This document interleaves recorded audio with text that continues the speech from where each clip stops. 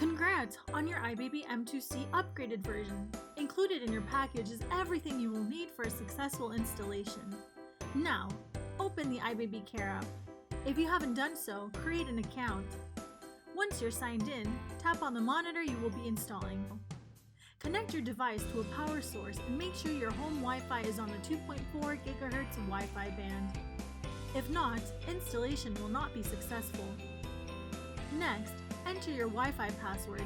Now, you're ready to scan the QR code. Scan the QR code. You have two options on scanning the QR code: by holding the M2C directly in front of your iPhone, or placing your phone on a flat surface and pointing the camera towards the code. Once you hear, "The QR code was scanned successfully. Wait for connection." tap on Continue. Once you hear, "Connected to the network successfully." tap on Continue.